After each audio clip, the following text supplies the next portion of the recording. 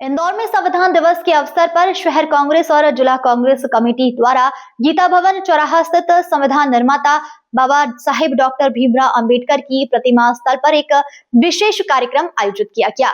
बता दें आपको, कार्यक्रम में बड़ी संख्या में कांग्रेस के कार्यकर्ता एवं पदाधिकारी शामिल हुए। मुख्य अतिथि के रूप में पूर्व मुख्यमंत्री एवं राज्यसभा सांसद दिग्विजय सिंह तथा राज्यसभा सांसद विवेक तनखा उपस्थित रहे। अपने उद्बोधन में दिग्विजय सिंह ने 9 राज्यों में जारी एसआईआर प्रक्रिया को लेकर केंद्र सरकार पर तीखा प्रहार किया। उन्होंने कहा कि यह प्रक्रिया पूरी तरह दोषपूर्ण है, क्योंकि इतने बड़े स्तर का कार्य केवल 1 माह में पूरा करना संभव नहीं है। इसके लिए कम से कम 6 माह का समय दिया जाना चाहिए था। उन्होंने आरोप लगाया कि कम समय सीमा के चलते बीएलओ पर अत्यधिक दबाव पड़ रहा है और यही कारण है कि कई बीएलओ आत्महत्या करने जैसे कदम उठाने को मजबूर है।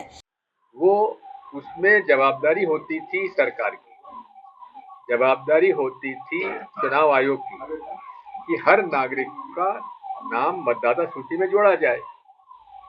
आज वो हमसे प्रमाण पत्र मांग रहे हैं। अब ये आप गरीबों के अंदर वो प्रमाण पत्र मिलेंगे कहाँ जिनकी मांग हो रही है।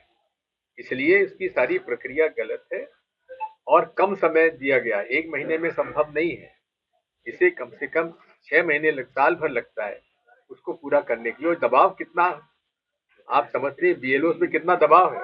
कईयों ने आत्महत्या कर ली, कई लोग की मृत्यु हो गई। इसलिए ये प्रक्रिया ही पूरी तरह से दोषपूर्ण है। वहीं विवेक तनखा ने संविधान, उनके संरक्षण और पालन के महत्व पर जोर देते हुए कहा कि आज संविधान के मूल्यों को मजबूत करने की सबसे अधिक आवश्यकता है। और आज के दिन जितना बड़ा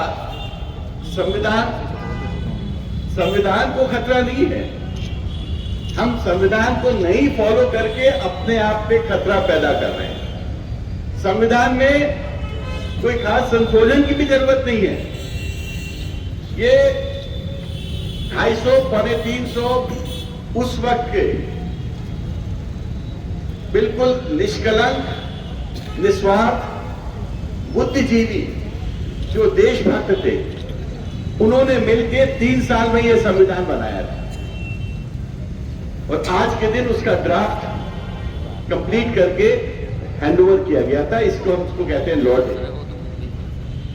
इतना सेक्रेट डॉक्यूमेंट को सुरक्षित रखना और इसकी स्पिरिट, इसकी भावना को आगे बढ़ाना, ये सबका दायित्व है।